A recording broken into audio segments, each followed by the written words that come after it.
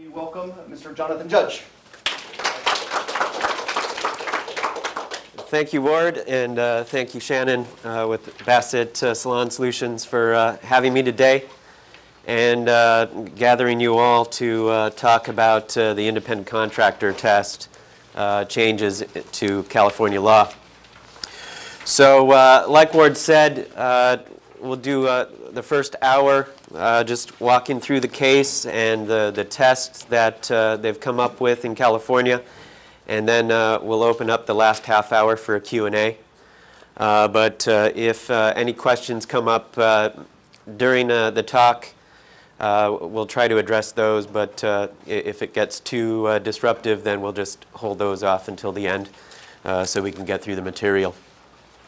We've got a lot of material here in the written material. If you need a set, there's a couple up here at the front. We've got some pens and highlighters there in the back. A little bit about myself. I'm a partner with Atkinson, Andelson, Loya, Root & Romo. We're a law firm here in California. We've got 180 attorneys. About 40 of us practice employment law and exclusively defend employers when they get sued by their employees. A lot of the work that I do is talking to employers and talking them through the everyday situations that they face with employees and terminations and severance agreements and employee handbooks, policies, agreements. And part of that is the whole dynamic with independent contractors. So that's why Bassett had me come in to talk with you today. Because that's kind of my area of specialty. So with that being said, let's get into the materials here. So on April 30th of this year, the California Supreme Court came down with its decision in the Dynamex case regarding independent contractors. And what it did was change the law with regard to independent contractors from the test that we had been using for 30 years in California, from what was once a multi-factor test where you would be able to weigh the different factors and make arguments one way or another to favor an employee versus independent contractor determination. They've gone to a more rigid test that's somewhat simpler, but very tipped in favor of employee findings. So a couple of the takeaways that I wanted to go over first before we get into the details of the case is, where we stand with the law. Number one, the facts of each particular situation are still going to matter. This doesn't mean that the independent contractor model of business is dead, but it's going to be a lot more difficult to get there.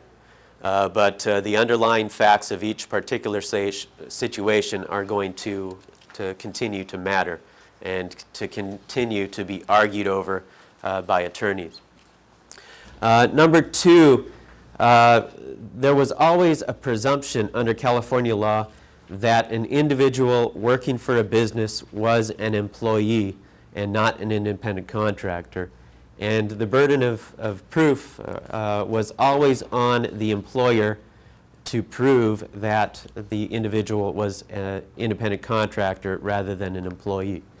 So that has also not changed with this decision. That has always been a matter of the law in California. So what this decision does, though, is really tip the scales further in favor of determination that an individual is an employee rather than an independent contractor, and makes it a harder burden for employers to prove otherwise.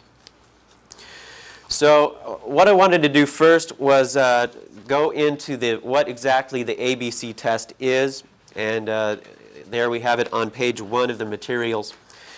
We'll go into each of the prongs, and then we'll go into the decision that the Supreme Court came up with, because they did come up with a number of examples of different situations that other courts have analyzed with regard to the ABC test. So first up is Prong A, which is the worker is free from the control and direction of the hiring entity in the performance of the work, both under the contract for performance and in fact. So a couple of important takeaways from this prong. Number one is that this is kind of under the old Borrello test. I'm going to be talking about the Borrello case. That was a case that came out 30 years ago and served as the independent contractor test for 30 years.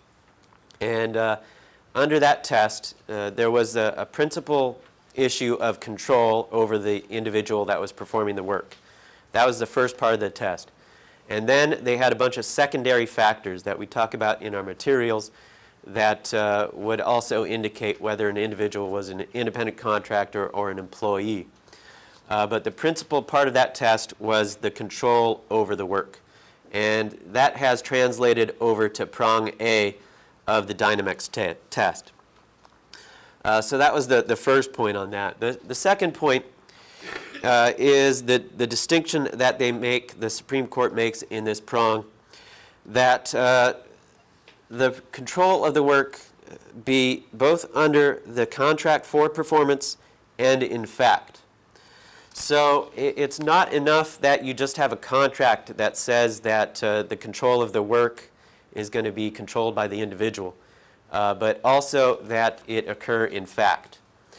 So that they're going to look to the actual facts of the situation to determine who is controlling the work. So are you scheduling the individuals to come in at a certain time? Are you telling them, precisely, follow these instructions on what to do? Those are the type of things that they're going to be looking at under this factor. And it used to be that we would just put into a contract that control was for the individual to exert over, but that is not enough. It has to be both in the contract and in the actual facts of the situation. Prong B, this is the one that's going to be most problematic, that has garnered the most controversy when talking about this case with individuals in all industries. I've spoken about this to a broad range of employers, and the thing to take home about this case and what the Supreme Court did in this case was that it made this test, the ABC test, applicable to pretty much every industry, every employee, every independent contractor in California. What they did was they borrowed this test from Massachusetts, where they had set this law by legislature into the written code in Massachusetts. Instead of going through that process here in California, what they did was they made a case go up to the Supreme Court here in California, and basically without any prior notice, any prior warning, the Supreme Court said, we're going to borrow this standard from Massachusetts and apply it to the standards here in California. So really, you could say it was legislation by the court rather than legislation by the legislature. Usually with, if you have the legislature pass something, you've got advance warning that it's going to go into effect. You've got, usually the laws will go into effect January 1st following the year that they pass, and everybody can prepare for that law taking effect. That's not the case here. Basically, the court said that this is the law that, as we understand it, and this is the law going forward. Now, one of the issues that we've been grappling with in dealing with this issue with our clients and with other industry groups is whether this decision applies retroactively prior to the decision on April 30th by the Supreme Court. And there was a case that just came out last week in Orange County by a judge in Superior Court against it was an adult industry client, but independent contractors. And he was going to apply this Dynamex test retroactively in that case. So that is some bad news for employers. Now, that is just one judge's opinion, and the way the court opinions work is that at the Superior Court, that's not going to be binding on any other employers at this point, but it is an indication of how other judges may rule. There was a published decision that can be accessed by anyone to make the same arguments. What could happen at this stage is that the litigants in that case will appeal it to a court of appeal, who will then issue a decision that would be binding across the state. If the litigants are unhappy with that decision, then it could be appealed to the Supreme Court to come up with a final ruling on that. One thing that the judge relied upon, though, in that case in Orange County was that there was a petition right after the Dynamex case came out that the parties in the Dynamex case, they appealed for a rehearing before the Supreme Court on the retroactivity issue. And the Supreme Court denied the petition. So the judge in this Orange County court said, well, that's a good indication that they intended this to be retroactive to their decision. So that's not the decision that we were hoping for as employers and employer advocates. So getting back to Prong B, the problematic one is the worker must perform work that is outside the usual course of the hiring entity's business.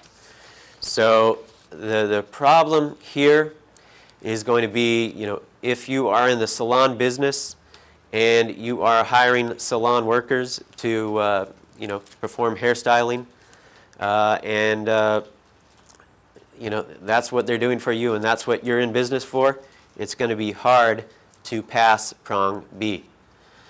And we'll get into more detail on that in the rest of the presentation.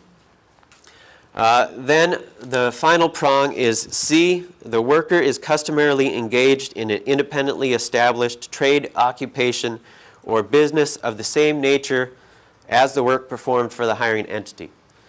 What this means is that the individual is out on their own, doing business on their own, and they've established their own business and they're marketing on their own. That type of thing is what they're looking for here. Now, the real major change in the law, not only does it simplify the dynamic with the ABC test, but if you fail any one of the three ABC prongs, that means that the individual is an employee rather than an independent contractor. The thing with the old test under Borrello was that we could say, hey, there's a control of the work factors towards independent contractor, but on the other hand, they're doing all this thing. They're investing in their own marketing. They've got their own business credit card. They've got, they've got their own business license. And you would weigh, one set of factors against the other set of factors, and at the end of the day, a judge would rule whether the individual was an employee or an independent contractor. Here, we don't have that option. So we can't say that, hey, we didn't pass B, but A and C are really strong for us. That means you still fail, and those individuals are still considered employees rather than independent contractors. So that's more of the bad news here. All right, so to get into a little bit of detail on the underlying decision in Dynamex.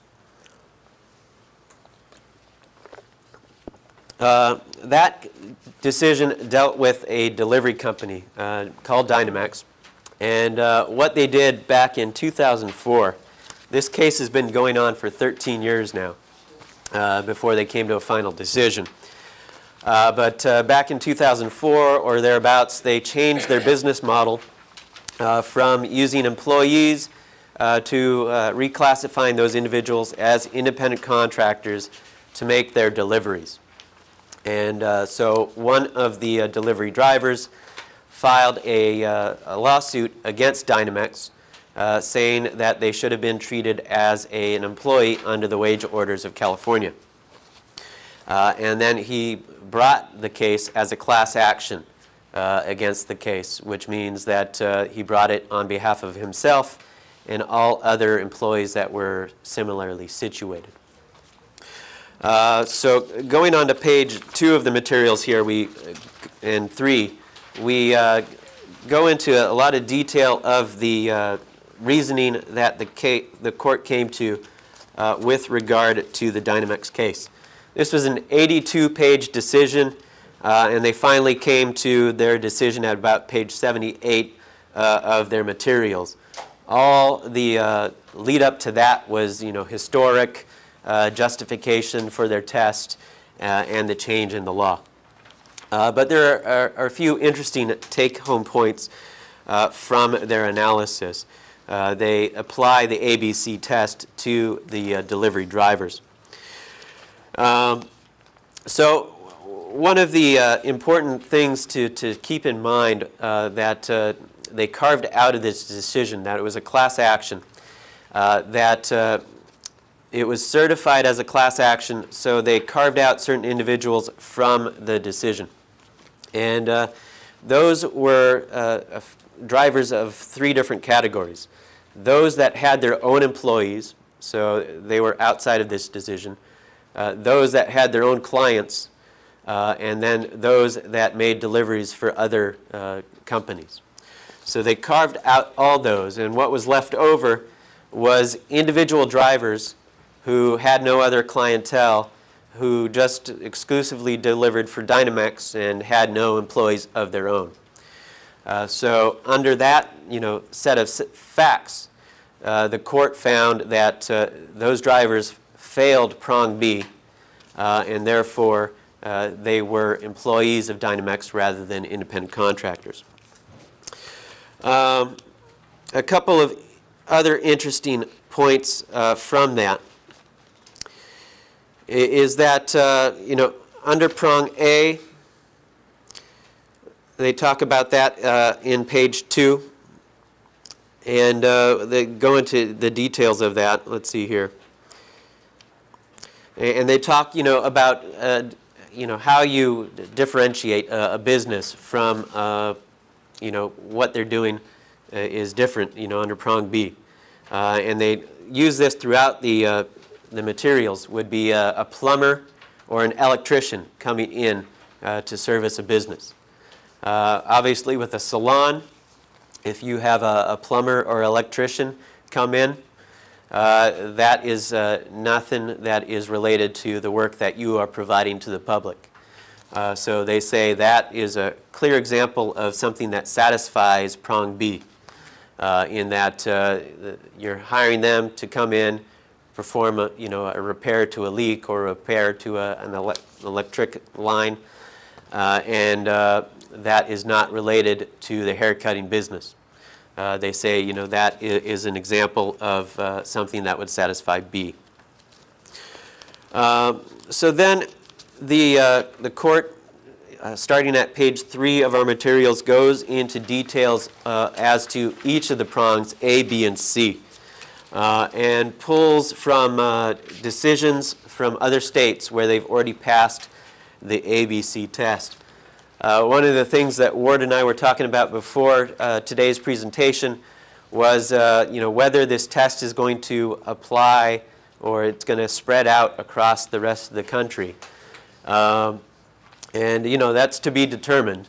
But for the time being, this is limited to California as far as the ABC test and Dynamex goes. You will see from our materials there are a number of states that have already passed ABC tests. Like I was talking about, Massachusetts has passed a test, and a number of other states have passed similar laws, New Jersey, etc. None have done it on such a wide, industry-wide, or employer-wide, no industries are carved out basis. So that's one of the distinctions that is unique to California. So I don't know if it's going to spread out across the nation, but definitely it's going to affect all the employers in California for the time being. So under Prong A, Part A, this is the worker is free from the control and direction of the hiring entity. And they gave us one example here that we talk about in the materials. And this was a case out of Vermont in 2007, Fleece on Earth versus the Department of Employment and Training in Virginia, on page 4 of our materials. And in that case, there was a company that would hire people to sew patterns on materials for a clothing manufacturer. And they performed all the work at home. And the court in that case found that was not something that really mattered in the ABC test. The place of the work was not significant in the control that the employer had over the individuals that were performing the work. Whether they had the flexibility to do the work at home when they wanted, at no matter time of the day, of their time of their own choosing, was not significant in the court's eyes because the employer provided the patterns, they provided specific instructions on how to perform the work. They exerted a lot of control over the work. So the instructions that are provided to the individuals that are performing the work is going to be important. So then moving on to Part B of the test, this is where we have the most controversy. The worker performing work that is outside the usual course of the hiring entity's business. So here we come up with a number of different examples that the Supreme Court came up with, and they're not, there's very little room for argument that towards the independent contractor side. The examples are mostly finding an employee type of relationship. As you can see there, A, we talked about that, a plumber or electrician working at a retail store. That would be very similar to what you guys are facing, where you have an independent contractor, electrician, IT person coming in and handling that type of stuff for your business, where you're able to establish that is separate from your business, the product that you offer to the public. You're going to be able to establish that is an independent contractor, or at least that passes Part B of the test. B was an interesting one. Here they dealt with the historic restoration or reconstruction specialist that was working for a general contractor. And this case came out of Vermont again. And there the company was able to establish that this individual was an independent contractor. And what they pointed out to was that he was a highly specialized contractor who performed historic restoration services. And he had specialized equipment to do that type of work, and that it would, be outside the normal course of work for a general contractor to provide that type of service. So, in that unique case, they were able to establish that this individual was an independent contractor. But that was one of the few cases where they found that there was an employee or an independent contractor rather than an employee. Then there was example C in the materials here. They talk about two different instances here. a work-at-home seamstress for a clothing manufacturer, and cake decorators working at a bakery. This one is getting closer, I think, to the salon industry, where you're talking about bakers that may have been contracted to take up extra work for a business, and in the past had been classified as independent contractors, and that not being, a viable solution under this test. They said, where the bakers are baking cakes and the bakery is the business, that is the same line of business as the underlying business, and it's going to fail prong B. Same thing, we talked about the clothing. This is really similar to what we talked about earlier with the people that were knitting at home. Here, the clothing manufacturing company hired work-at-home seamstresses to make dresses from cloth and patterns supplied by the company. That would be then sold by the company. So there we had the company supplying the tools and instrumentalities that they would eventually sold. All the workers were doing were, processing the material. Again, they said that failed prong B. Number D, or letter D, is an interesting example. Here, a timber management company tried to differentiate itself by saying that the work was highly specialized and that they did not own the actual equipment that was used to process the timber. As you can see, these are wide-ranging examples. It doesn't necessarily, all apply directly to the salon industry. So a lot of the times we have to make arguments by analogy. That's why they had so many wide-ranging examples in this decision, is because it applies to all industries statewide. So they really wanted to hit, each, example as they could, but they couldn't really go into depth in any particular industry. So in this case, the company tried to differentiate itself, that it wasn't, involved in the cutting and harvesting of timber, and that it was a separate business from what it was hiring these individuals to do. And the main court in this case rejected that and said, no, even though this is just a part of your business, it is integral to your business, and therefore it fails prong B because this is just part of your overall services. So one of the take-homes from that analysis is that efforts to, segment your business into different divisions and different services may not be a successful defense to the independent contractor employee dynamic anymore. Whereas it used to be something that we would be able to argue again, if you fail any one of these prongs, it means that you're going to have an employee. A real short example that they talked about, this was in a footnote of the decision, was live entertainers at a resort. The resort advertised and regularly provided entertainment. So even though it was just part of that business, people go to resorts to go relax, and it's like a hotel mostly, and overnight stays, and entertainment could be argued to be just something on the side that they provide, and you don't have to go to it if you're staying at the resort. You can go elsewhere at the resort or go outside of the resort and get your own entertainment. But they said that because this was part of the overall resort amenities, and they were advertising it and deriving income from it, that the live entertainers were employees of the resort and not independent contractors. Same thing with example F here, art instructors at a museum.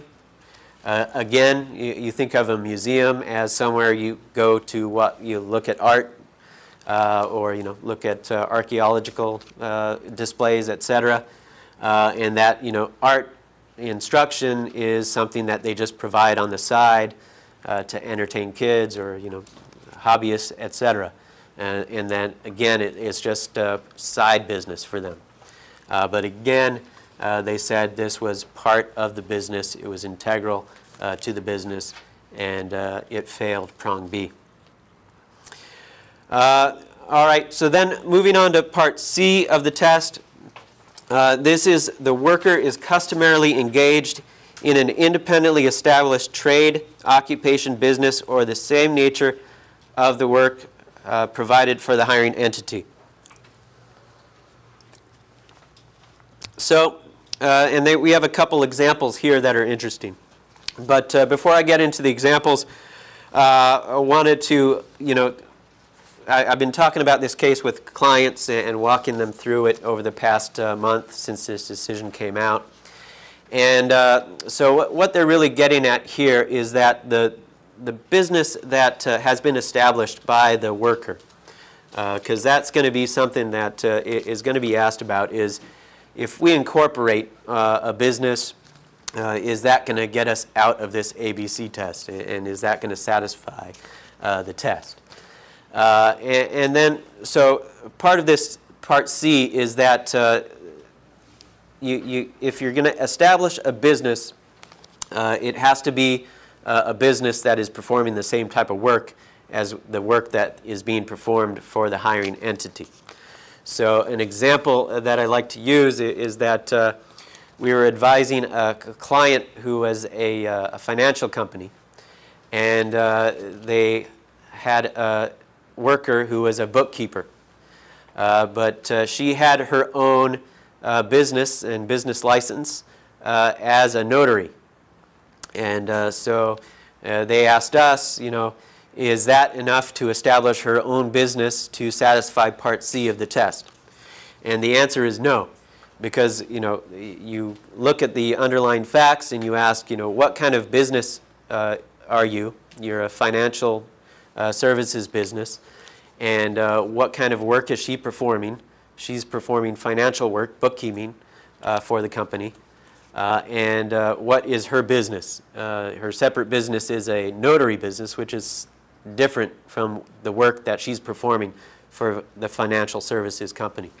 So it's going to be, you can have your established business, but it has to be in the same line of work as being performed for the entity. I was looking at this for another company as an example where they had established their own corporation that was not only making the sales, car sales, but was also managing property for the corporation. So they kind of had two different roles of the business. And I told them that it was not, it would not satisfy Prong C to have this property management business because the work that you're performing for the hiring entity was car sales, and therefore where you're performing car sales for an entity that sells cars, you're going to be considered an employee of that entity. So keep in mind that with regard to Part C. So they came up with two different examples here.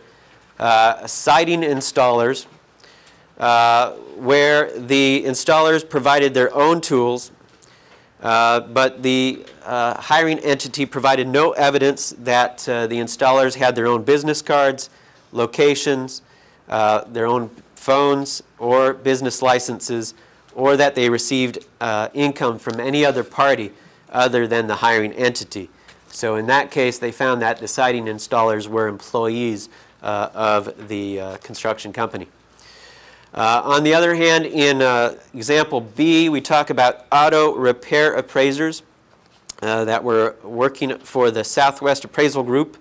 This case came out of Connecticut, and they found that the appraisers there had their own independent licenses.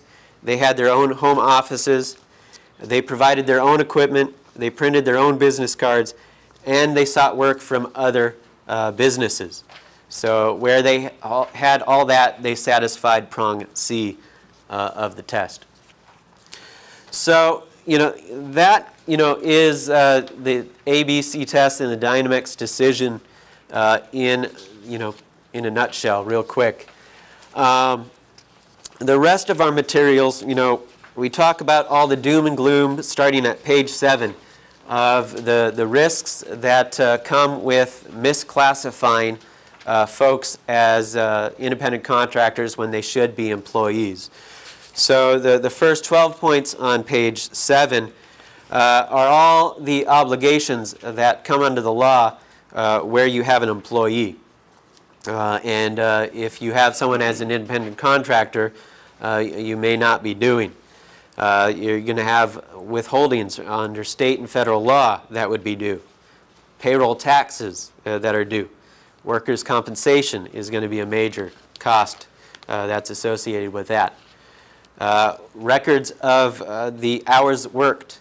That's not something you're going to be tracking for independent contractors, but that you need to track for employees. The rest periods, is a major issue for non-exempt employees here in California. Meal periods, same type of thing. Recording meal periods. There are specific requirements that employees, non-exempt employees, record meal periods by a certain time of the day. Wage statements. Whenever you pay employees, you have to have a pay stub every week showing, what the breakdown in pay is, and there's 9 different items of information that needs to be on the pay stub. Sick leave needs to be provided to employees. There needs to be leave, such as the FMLA, the Family Medical Leave Act, for certain size employers. Business expenses need to be reimbursed. And then the Affordable Care Act, health insurance needs to be provided to employers above a certain size. So, those are all things that come with an employee determination. We talk about more, distinctions with regard to liability. One of the things that I wanted to bring your attention to as, salon owners is on page 9, point C, personal liability. A couple years ago, the legislature here in California passed Labor Code Section 558.1, which puts personal liability on owners and controlling, agents of employers for liabilities to employees. So if individuals are misclassified as employees, that liability not only goes to the corporation, but it can also be converted to the owners and managing agents of the corporation if the corporation is unable to pay those liabilities. It is with regard to only a handful of labor code violations, but you'll see it largely parallels the list that I just went through. You got the wage order violations, the payment of wages that are due and owing upon termination, the wage statement requirement that we talked about, the meal and rest period requirements, the payment of the minimum wage, and then you can also be responsible for attorney's fees to pay the employee's attorney if you lose in one of those cases. And then you see there the reimbursement of work-related expenses is also another one that the owner could be held liable for. If that wasn't bad enough, there is criminal liability that we just mentioned. I don't think it's very often prosecuted, but we have had cases before the district attorney for employers that have violated the wage and hour laws in California. It's usually very egregious mistakes of the law that are purposeful, but there is that potential also for criminal liability. The rest of our materials here, starting at page 11, we go into some of the prior tests so you can have a context for what the law was before the ABC test. And there you see first and foremost, A is the Borello test, and it talks about the control and then the 11 other factors that the court used to look at in these decisions. So then we have the restatement test, which is still used by the unemployment department here in California, the employment development department, for the time being. So it's going to be determined whether this Dynamex test will be adopted by other agencies in California. The labor commissioner almost certainly will adopt it. They administrate the labor code and the wage orders. But whether this is adopted for workers' compensation or for unemployment is yet to be seen. In that ruling that I talked about in Orange County by the Superior Court judge, he indicated that these areas might be where they carve out this test from other areas of the law. But as you can see there, they use almost 20 factors at the EDD to make that determination. Then we also, whenever we're talking about laws in employment laws in California, we recognize that we have not only to worry about California but also federal law. Federal law usually provides the floor, and then California goes above and beyond that. And whatever protection is more protective of the employee is what's going to apply. But under federal law, we have different tests for independent contractors. On page 14, we talk about the IRS test. They use a 20-point factor test to make determinations for tax purposes and Affordable Care Act purposes, whether an individual is an employee or not. And then there is a test, the Economic Realities test. It's similar to the old test that was used in California. This is used by the Federal Department of Labor and the Equal Opportunity Commission to make determinations in that industry. So I wanted to switch gears a little bit now and focus on the salon industry. There are some subtleties that apply to this industry that are different from most that we deal with. Now, the only decision that we have historically dealing with this industry that it came from 2013, Happy Nails Spa of Fashion Valley versus Julie Sue, who was the labor commissioner for California at the time. This case involved two different determinations that the nail salon here was fighting under. So just to back up a little bit, in California we have wage orders. That was what was at issue in the Dynamex case, was the wage order that applied to transportation companies. And there's 18 different wage orders in California, mostly geared towards particular industries. So salons are all under the personal services industry wage order, which is wage order 5. So you're going to be grouped in with the nail salons and all type of similar businesses such as that. So this is one of the decisions that we found under Wage Order 5 from 2013, obviously before the Dynamex decision came out. And in this case, the nail salon had been sued by an employee both before the EDD, the Employment Development Department that oversees unemployment insurance, and then separately by the Labor Commissioner that oversees the Labor Code. And they went before the EDD and had a hearing before them, and the EDD determined that the workers at the salon were independent contractors.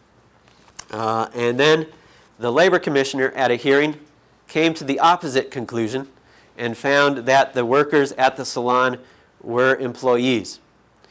So what the salon did in this case was saying that the decision by the EDD, which came before the Labor Commissioner's decision, should have been binding on the Labor Commissioner, because they're both arms of the California state government, and that they shouldn't be. There's a rule like double jeopardy. You've heard of that concept. That's what they were trying to apply here. Is that we already went through this case once with the EDD. We shouldn't have to relitigate it and go through it with the Labor Commissioner. And the court actually sided with them and said that the EDD holding should have had a preclusive effect on the Labor Commissioner, stopping them from relitigating the case. Now, that was very good, underlying facts for the Happy Nails salon. But, if it had come down the other way with the EDD, and they had found, at the EDD that these were employees, they would have made the opposite argument that that should have no bearing on the Labor Commissioner hearing.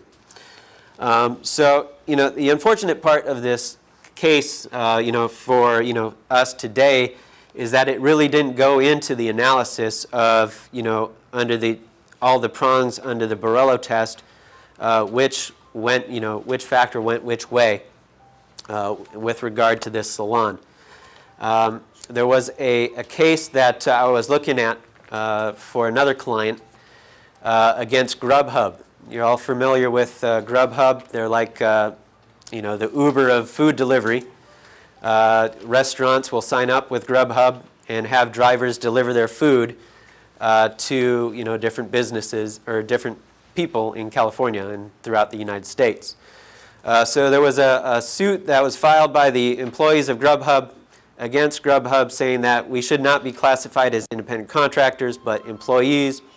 And in about, I think, March of this year, the court ruled that the Grubhub workers were independent contractors. So that was great. Everybody was thinking, this is going to be good news for Uber and Lyft and all the other, gig economy employers.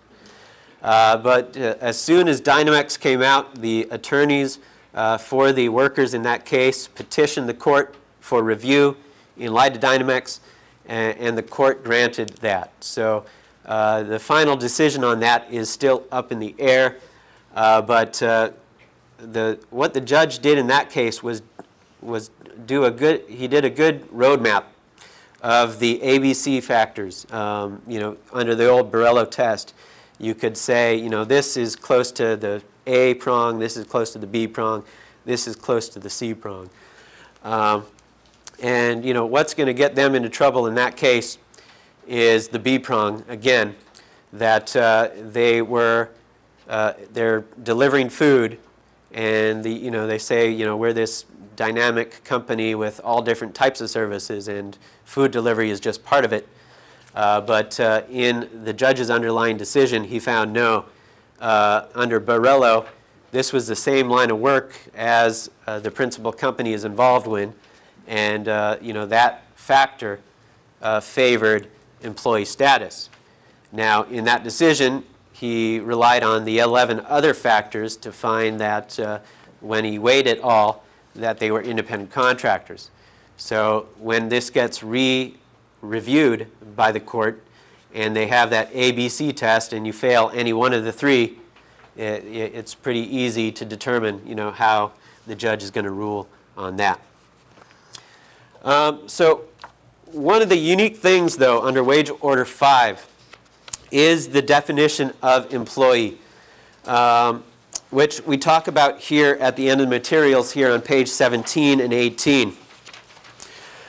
So employee means any person employed by an employer and includes any lessee who is charged rent or who pays rent for a chair, booth, or space. So this is speaking particularly to everybody in the room. And this came out way before Dynamex. when they were coming up with the wage orders many years ago. And then it has three factors that it looks at. Who does not use his or her own funds to purchase requisite supplies, and who does not maintain an appointment book that is separate and distinct from that of the establishment in which the space is located. And then three, who does not have a business license where applicable. So, you know, it's a little bit of tea leaf reading here, you know, as to, you know, whether a court will recognize this carve-out with regard to the salon industry. But at least this gives us some direction as to the minimum requirements that you would be able to make an argument that someone should be excluded as an employee. That is, that they purchase their own materials and supplies, that they maintain their own business license, and then that they have their separate book of clients. You would have to have each of those three to, you know, even have an argument that this individual is an independent contractor rather than an employee. Whether this is going to survive the ABC test, though, you know, it's not for me or you guys to determine. It's going to be for the courts to determine. But at least there is that argument to be made.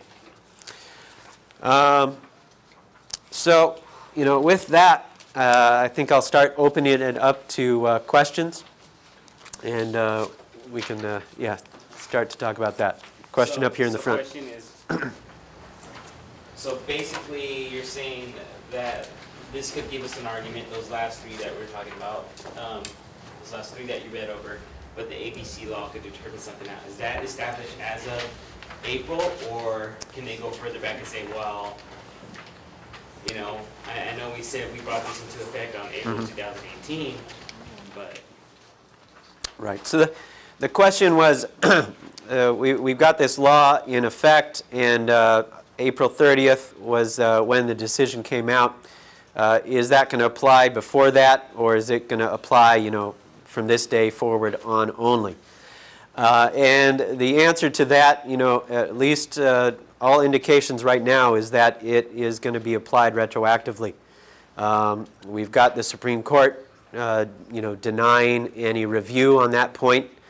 There were a number, you know, it's still to be fought out. The Western Trucking Association has filed a lawsuit, and then there was a logistics company that filed a lawsuit that are seeking to get that issue determined and getting more clarity on the law.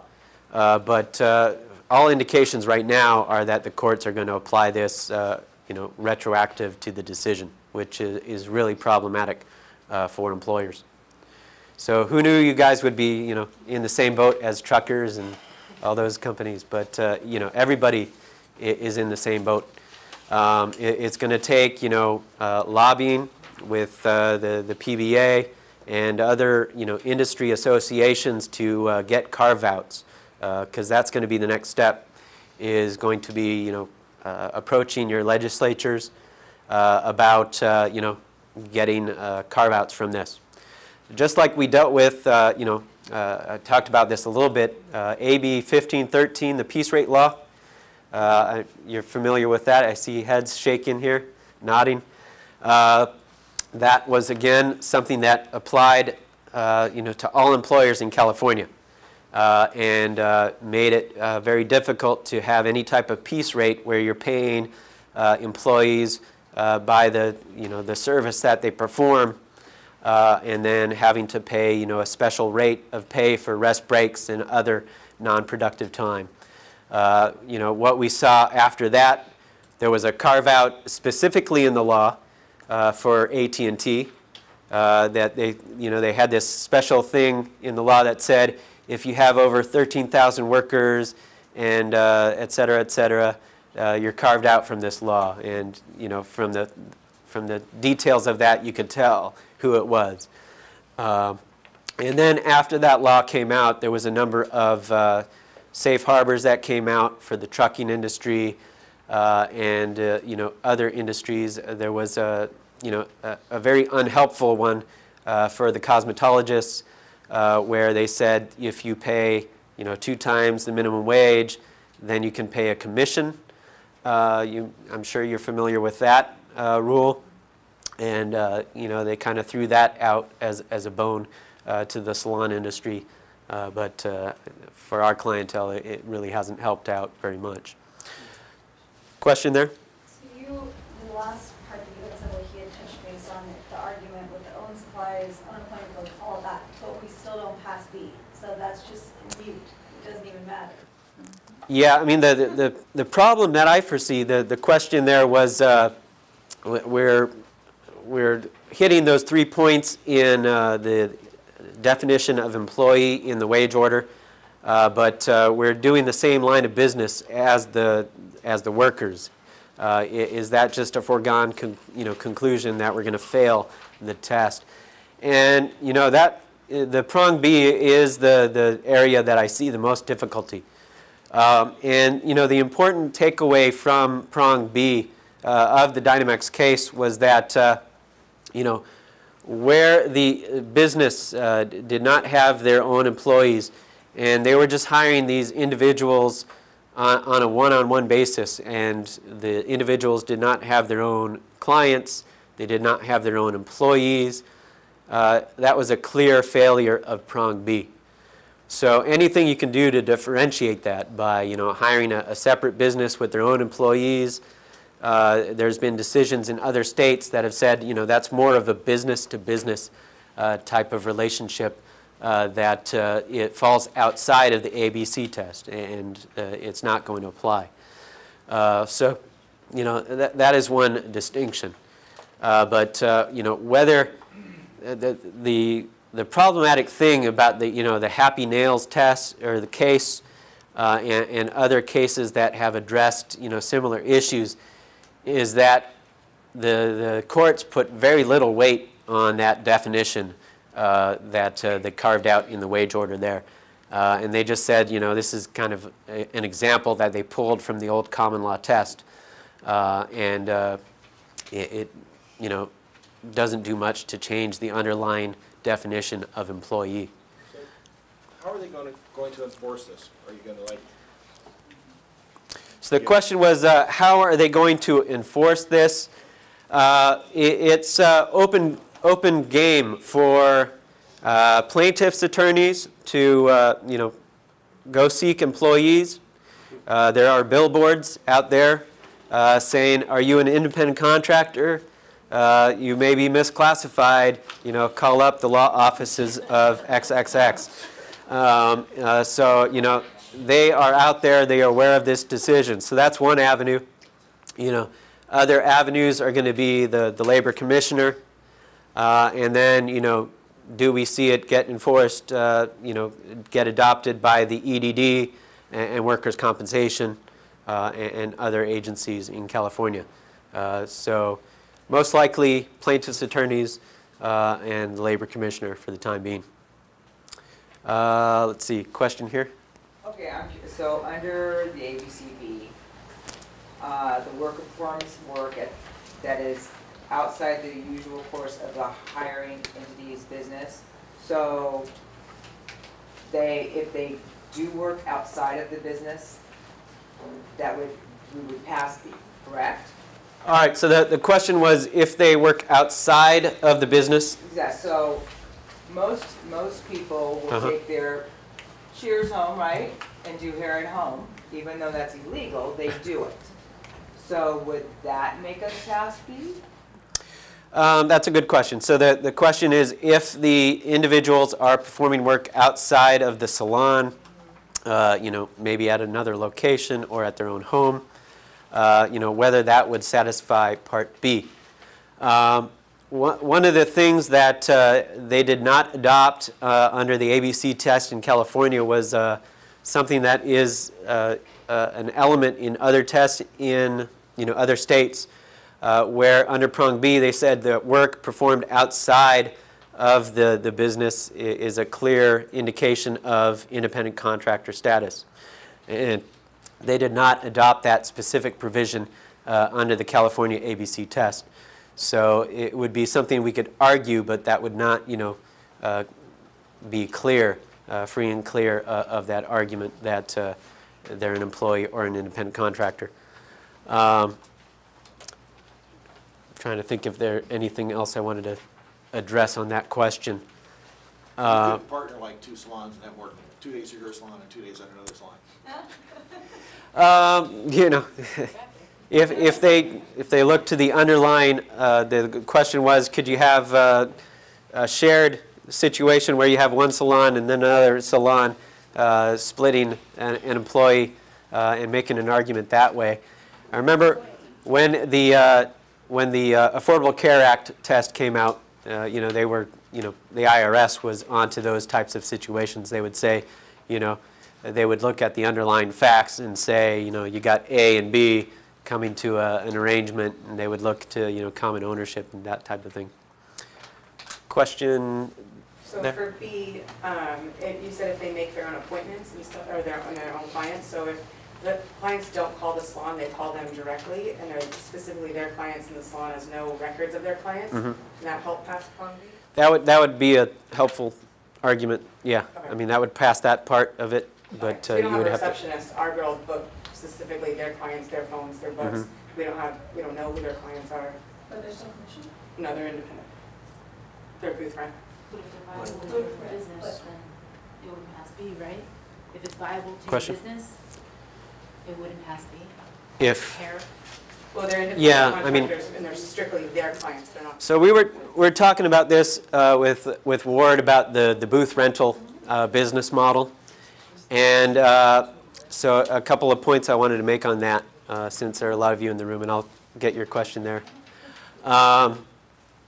So, the booth rental, Ward asked me to say, is there a distinction between, employee, independent contractor, and then renters? And, the answer to that question under California law is you either have employees or independent contractors, and booth renters would be part of, independent contractor, part of it. But so you're still subject to the same test and the same, ABC dynamic. But so where you are strictly in the booth rental business and you do nothing else than that, then you're going to have a strong argument that those individuals coming in to perform services are an independent contractor. But as soon as you start doing other stuff, taking appointments, handling money for the people that are coming in, those types of things, that's going to get you into danger in that ABC dynamic. So what do you think the best way of going about explaining to all these hairdressers that everything's changing and them knowing that we're not in compliance? Yeah, so the question was, what's the best way of moving forward? I would assume that we want to say Retroactive? about dealing with the workers on this law and explaining the situation, and that's going to be affecting everybody, all employers across the board on this issue, and oftentimes the workers aren't going to be very happy with being classified as employees because all of a sudden they're going to be taking a lot less home, take-home pay.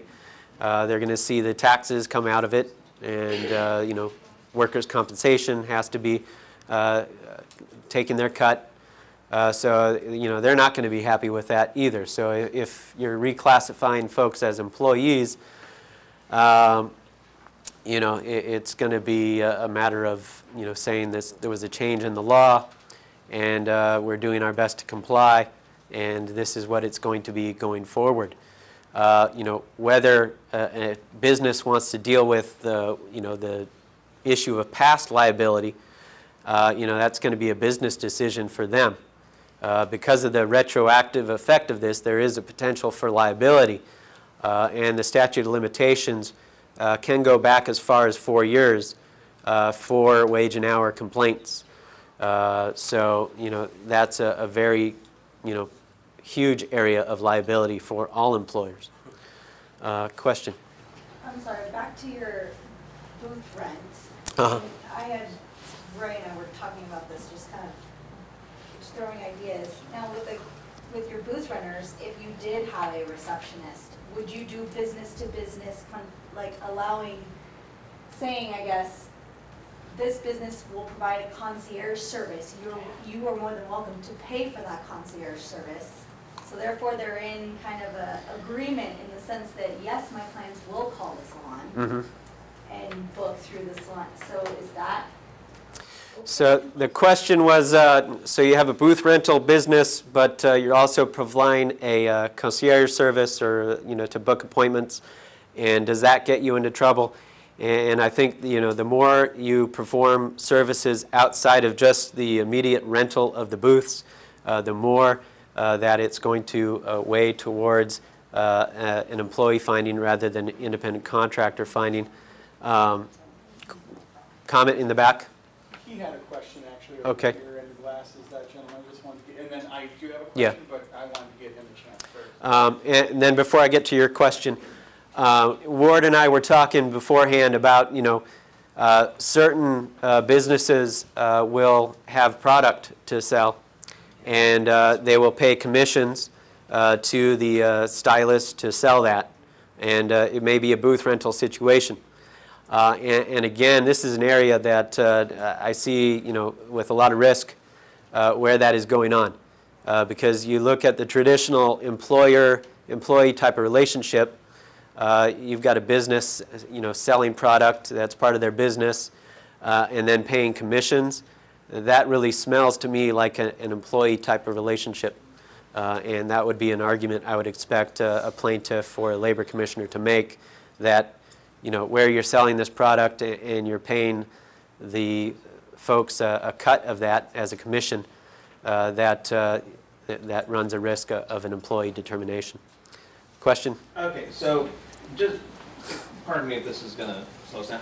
Just to me, the way I read Part B and Part C, I understand Part B, the worker performs work that is outside the usual course of the hiring entity's business. So if I brought a plumber in, that would be very clear. But then number C says the worker is customarily engaged in an independently established trade, etc., that is the same nature of the work performed by the hiring entity. So it sounds like B and C contradict each other to me. Or what is an independently established trade or occupation that is the same nature of the work performed by the hiring entity? I don't get it. Okay, so the question was to differentiate, but how to differentiate between prongs B and C of the test. On one hand, B talks about work being performed in the same line of business as the work being performed for the hiring entity. And then C talks about an independent business or trade that is the same work as provided for the hiring entity. So, yeah, you talked about an example where you have a plumber working in a an independent business. So I guess the example I would say there with the plumber coming into your salon is, yeah, they're not, to satisfy prong B, they're not in the same line of business. They're the plumber, you're in the hair salon industry, so you can say you pass prong B.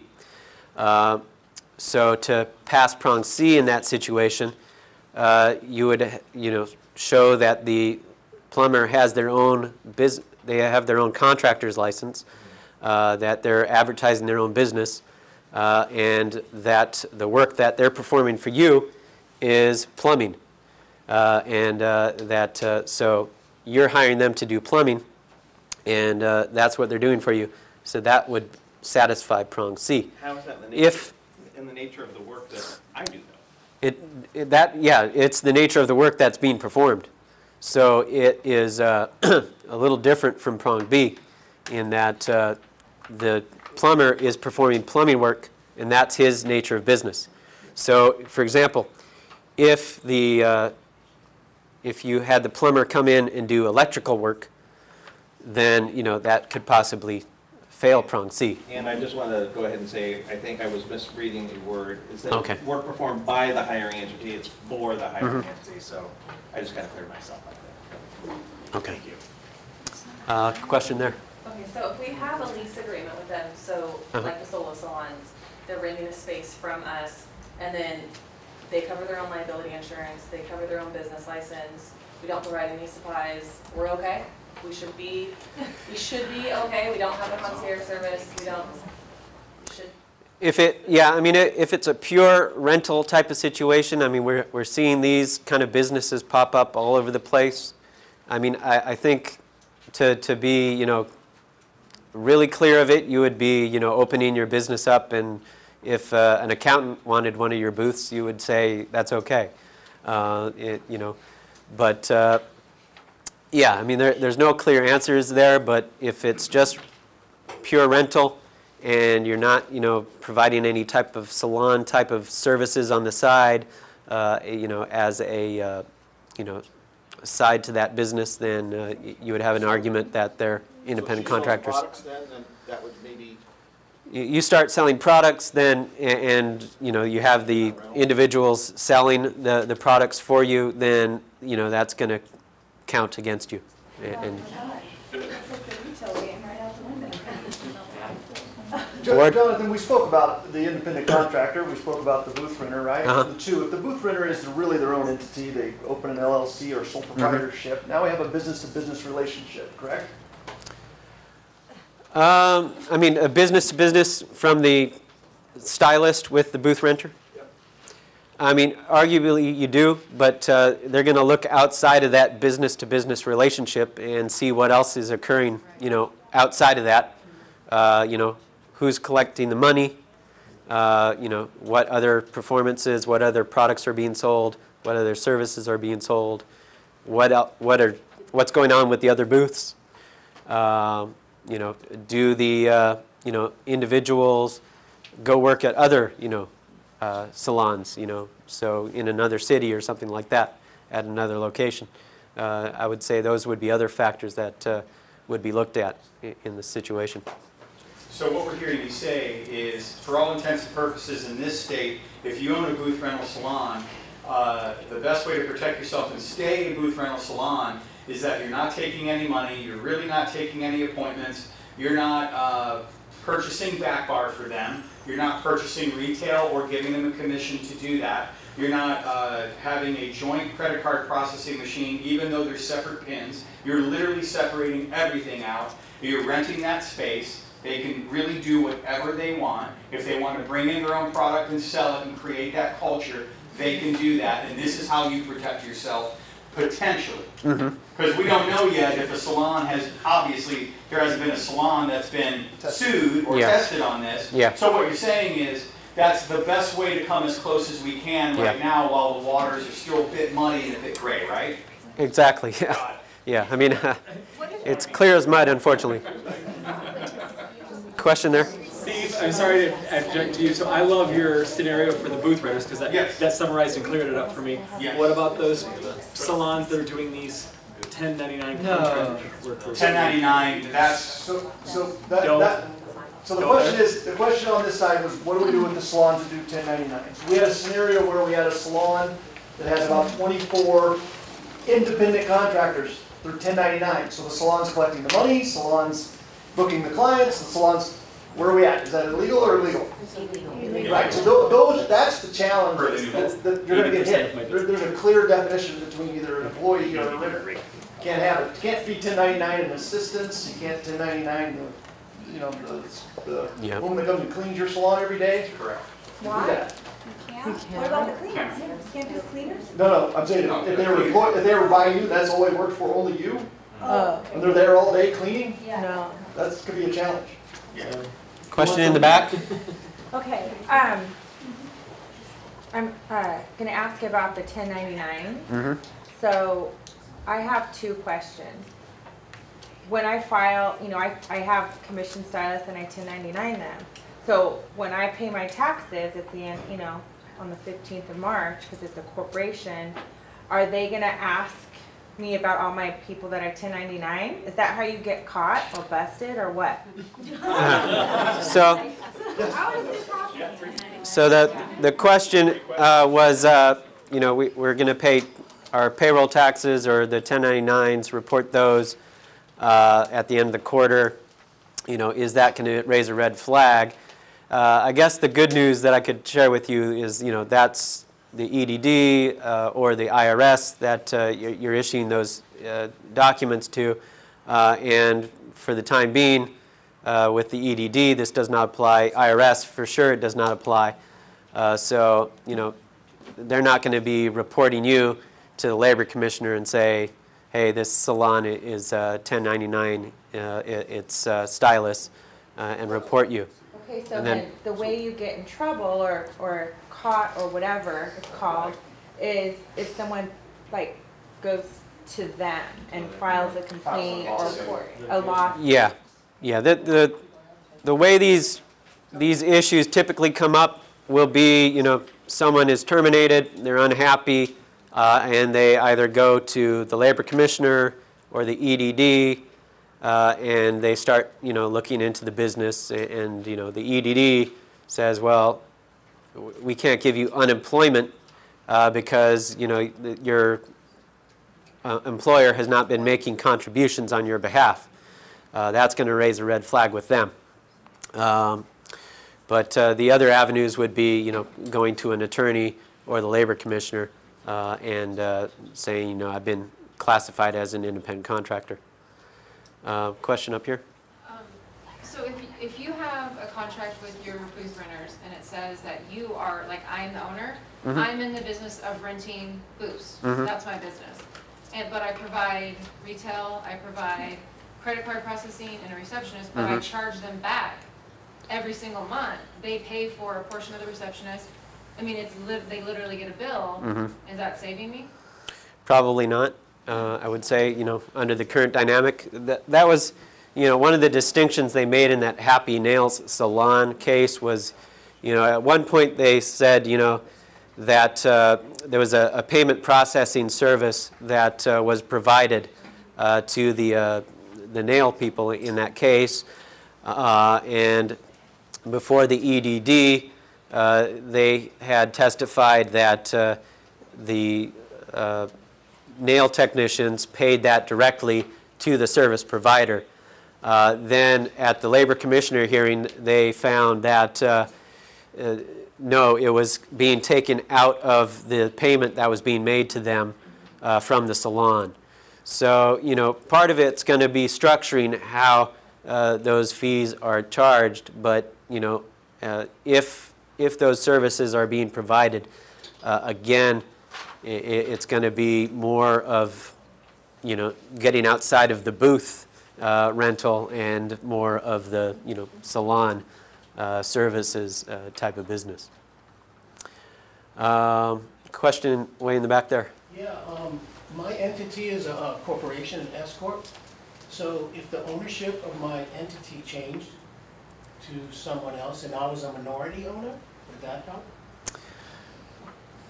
With regard to yourself, or the question was, I'm an S Corp and I become a minority owner.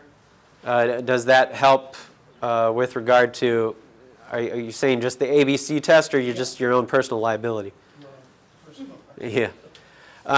You know, the personal liability is going to go to the owner of the entity, and, you know, they're going to look at minority owners as well as majority owners. They don't really make that distinction in Labor Code Section 558.1. And, you know, the reason that they passed that law was, you know, the underground economy with a lot of businesses. They would get sued by their employees and have this huge case, you know, judgment against them. They would close down, and then, you know, weeks later, another entity would pop up, different name, different corporation, but, you know, same clients, same employees, and try to get out of liability that way. the labor commissioner said, we're tired of that going on, so we're going to make the underlying owners of those organizations liable. So they did it to address those types of situations where individuals try to hide behind a corporation to get out of liability. Question there?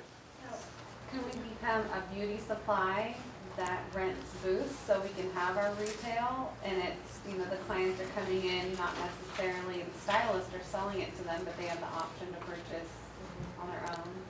They could sell it, they just can't, they can't give them commission for selling it, right? So there's no. So the question was, could we be a beauty supply and rent booths? Again, I think you're treading in waters there that you know, endangers you.